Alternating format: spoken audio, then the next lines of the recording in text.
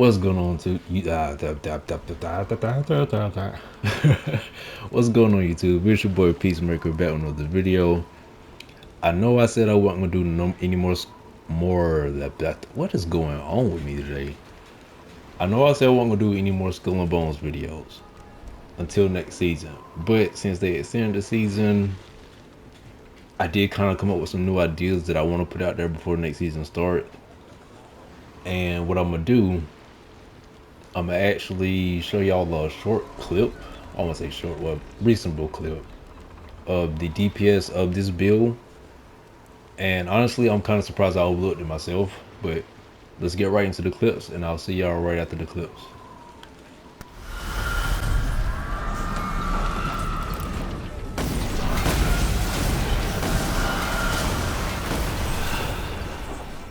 How is this possible?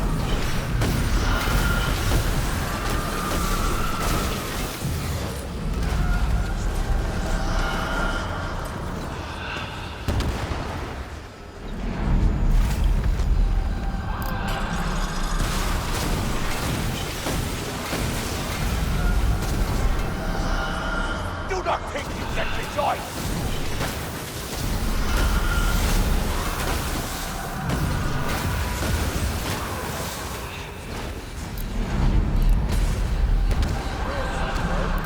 My rock!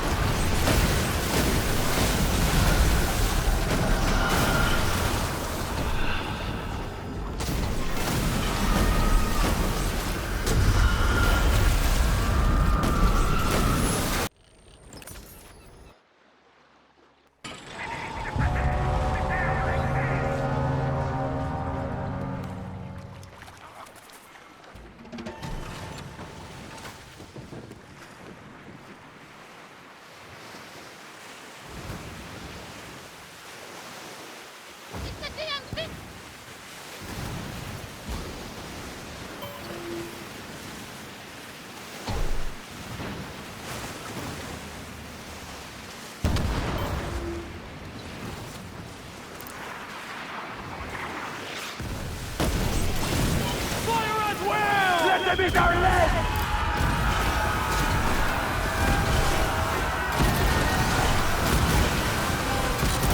Losing it will get you yet! You will not see home!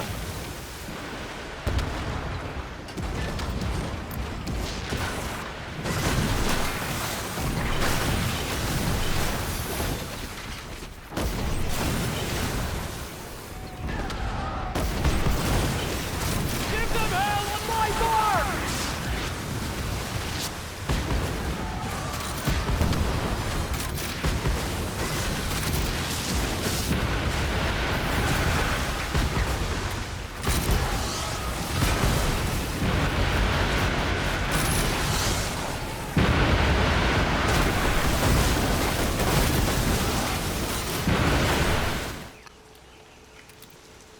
Alright, hopefully you all enjoyed that little clip. Honestly, I was unaware that the Juggernaut was capable of such damage. Maybe it's just me, maybe it's not, but if you're more of a tank style player, this build is for you. If you're a player who likes to target weak points, you can also try this out. So let's get right into the build. There she is. Not her, the ship. Before I go into the build, y'all, am I the only one who thinks she's like low-key like gonna take over like our ships? Maybe it's just me, I don't know. Let's get right to the build. Let's start with the basics. So I do apologize about the notifications. So to do this build, the only ship you can really pull this off with for a really high DPS tank is the battle drone. And the main playstyle of the battle drone is called a tank, which it specializes in bracing against incoming damage the tank excels in defense. Let's get right into the perks though. The first perk of the battle drone is called Provoke, and it says damage dealt within 200 meters 200-meter range applies taunted charges. Applying taunted with this ship makes the target vulnerable to 50% increased weak point damage from all sources. I don't want to repeat it, but I have to. Applying taunted with this ship makes the target vulnerable to 50% increased weak point damage from all sources. That's the main thing we want to keep in mind. Also, unprovoked is going to increase brace strength by 150% and brace strength recovery by 25%. Now, the second perk of the battle junk is called Endure, which receives 2% less damage per attack each time incoming damage is braced. So not only are you building up a taunt while bracing, you're also taking 2% less damage per hit. This effect can stack up to 20% and expires if no damage has been braced for 12 seconds. Inflicts taunted charges to hostile targets within 125 meters while bracing against hits. Oh man, that's pretty nice. But the main thing we really want to focus on is applying taunted. Got thrown off there. Applying taunted with this ship makes the target vulnerable to 50% increase to weak point damage from all sources. So let's get right into what I did with my armor. Now my armor of choice is Phoenix Crest. Armor rating on it is 1,240. We have some pretty decent numbers regarding status effect damage. The most resistance we have today is burning, but overall not bad. But let's get into the perks. Now the first perk of the Phoenix Crest, it says Revel. Each hit received while bracing will build up the taunted stats effect on attacking ship. So they don't necessarily have to be within that 125-meter range to build up that taunted stats effect. You can still build up that taunted stats effect with this hole, in addition to the shots that you're going to be hitting as well. And the other perk of the Phoenix Crest is called Gloat, which is going to increase brace strength recovery by 100% for each target. What? No, I'm sorry, I had to bring part. All right, second perk of the Phoenix Crest is Gloat, which is going to increase brace strength recovery by 100% for each enemy with the taunted status effect that is actively targeting your ship up to 10 ships, which is pretty nice because we're already going to get that brace strength recovery with the first perk. So by applying the taunted status effect, you're going to increase your brace strength even more. Not brace strength, your brace strength recovery even more with the Phoenix Crest. Okay, cool. So the main goal is to apply that taunted status effect to your target. I know a lot of people go for fire, electric stats, the stamina draining stats. It's a lot going on there. Let's get right into the furniture though. This is where things get interesting. So for my furniture slot 1, I went with Tulin's Guidance. And it says here, hitting a weak point increases the damage dealt by the next weak point hit within 8 seconds by 30%. It's also going to increase damage to weak points with the front weapons by 12%. It's also going to reduce the reload time of front weapons by 7%. Now you're probably thinking, Peace, why would you put Tulin's Guidance on a battle jump? But if you try this out, it's actually pretty nice. I know most people probably put this on the Garuda, but I like going against the grain a little bit and trying to come up with something different. So use your imagination briefly. Let's say you apply that taunt status effect to your target. You're already making them vulnerable to a 50% increase to weak point damage. You're also increasing the weak point damage from your front weapons by 12%, which will put you at 62% weak spot damage increase with your front weapons. In addition to that, after hitting that weak point within the next 8 seconds, you are also going to increase your damage to weak points by an additional 30%. That hurts. Just thinking about it hurts. Let's go into furniture slot 2. So for my furniture slot 2, I went with the opponent schematics 1, which is going to increase damage to weak points to enemy shields by 10%, and it's also going to reveal weak points on the fleet of Pestilence. And Pestilence, I believe, is fighting the pests. So yeah, if you put this furniture on your ship, it don't matter what class it's in, you will see those weak points on his ship. But the main thing you want to focus on is that 10% increase to weak spots. Now for my furniture slot 3, I went with the high velocity kegs, and I'll explain that a little bit better, the reason why, when we get to the weapons. Sorry. But I went with the high velocity kills for my furniture slot 3, which is going to increase secondary damage of piercing weapons by 15%. And it's also going to increase the maximum range of piercing weapons by 8%. Now for my furniture slot 4, I went with the decoy deck. And it says here, for every target that has received the taunted status effect by your ship, increases incoming repair amount by 5% up to a maximum of 20%.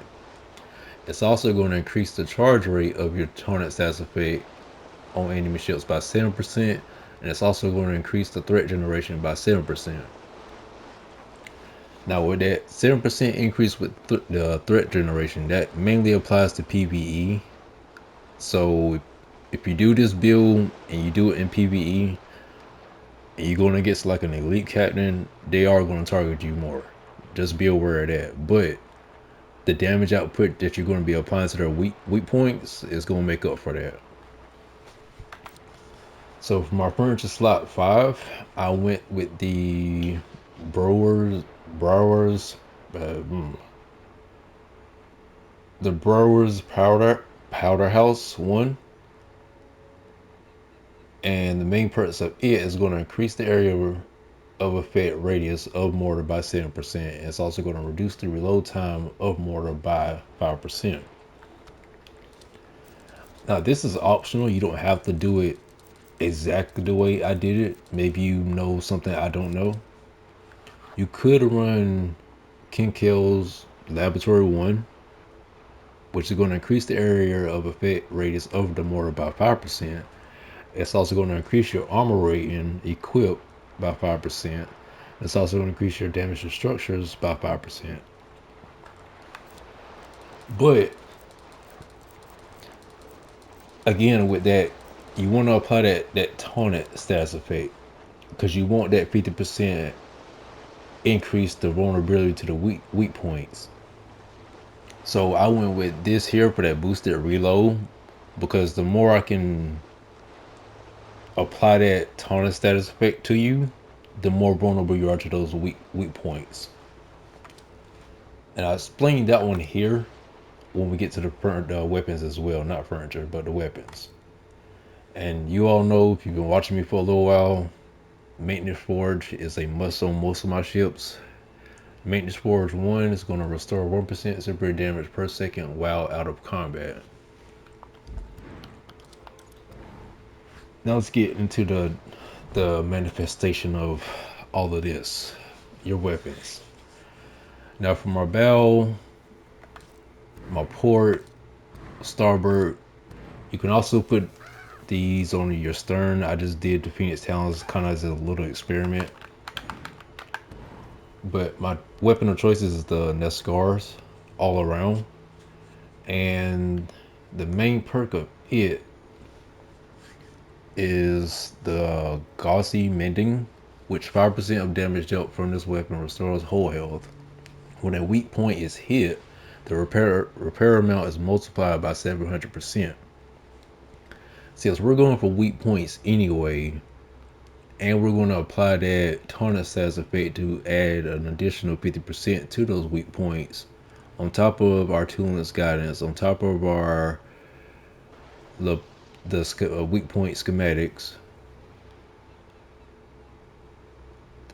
And not only that, we're also going to be getting a possibility of a 700% repair amount from that, on top of the, I believe it's the deck decoy. Yes, when hitting, yep, on top of the deck decoy. So you're going to also increase the repair amount when you hit those weak points. So really, essentially, you're going to be doing a lot of damage and repairing yourself all at the same time. Now, one thing I do want to go over before I go any further, I do want to kind of go over this a little bit, not too much. I'm gonna go over it more with my Faith Chaser update, which I want to release here shortly in the next couple days. But the other things I've been noticing with my builds, under Gauzy Mending, it says the Nescar does level 2 burning. It has 20% of damage as burning damage, and it does level 1 piercing, which adds 10% of damage as piercing damage, and it increases damage to weak points by 50%. With that in mind, if you don't want to run in Nescars, if you're not worried about repairing yourself mid-fight, you could run the Fire Alarm Gun 3s, which you're going to get level 2 piercing while establishing it at fire damage. Well, you don't really have to do fire, but I would recommend it. But the Fire Alarm Gun 3 has level 2 piercing, which adds 20% of damage as piercing damage and increases damage to weak points by 75%. Compared to the level 1 piercing that an Escar does, would increase damage to weak points by 50%. So like, there's another option there. You could run that, or if you were more of a electric person with Divine Thunder, why not go for that 75% increase with the weak points and have that 35% chance of summoning a devastating strike that deals 3,000 electric damage. You could run that either way. My playstyle, I prefer to stay in the fight. The longer I'm in the fight, the higher my DPS is. I'm not saying the longer, I mean the more efficient my DPS is. Now, I'm not sure if I stated, but I'm gonna run the Nescars on the bow, port, starboard, and stern. Again, I did the Phoenix Talons as a little experiment. But I would recommend that you go with the Crouching Tiger. And the main purpose of the Crouching Tiger is taunting, which taunting is hitting a target instantly confers the taunted stats effect. So let's say you don't want to have to go through the bracing and all the shooting to build up that taunted stats effect. This mortar here, it's not only going to only do damage, it's also going to apply that taunted status effect, so you can get that 50% increase to weak spot damage, with the vulnerability for the weak 50% increase to weak points. And it also has the perk of blast, adds 15% of damage as explosive damage in a 50-meter blast radius. And it also does level 2 burning, which adds 20% of damage as burning damage. Which the Nascar also does level 2 burning, even though it's not level 3, which you run level 2 all the way around your ship, you are going to reset them on fire pretty quickly. So if you want to run the gunpowder workbench where you can get like an additional 10% increase to burning targets, you could. It's up to you. Or you could also run, depending on how you want to run it, you could also run the Warhammer. That does build up the taunt status effect almost as quick as the Crouching Tiger, but with more precision. Which they both have under the secondary weapon stats. The projectile speed, I believe, is the same. It is. But one thing I want you to notice, that the Crouching Tiger under the secondary weapon stats, the weak spot damage is only 110%. Under the Warhammer, the weak spot damage under the secondary weapon stats is 165%. So that's something you want to keep in mind there. And the only reason I believe the Crouching Tiger is down to a 19-second reload versus the 20-second reload that it normally would have is because of the furniture I had set up with the 5% reduced reload time and the increased. Yep, that's why. Okay, makes sense. But yeah, man, try this build out, man. Try the Hill Phoenix. Let me know what you think. I don't know why, honestly, I overlooked this build. And I don't know why he's staring at her like that. But anyways, hopefully you enjoyed the video. Thank you for your time. Hopefully you have a nice day. And I will see y'all in the next video. Take it easy.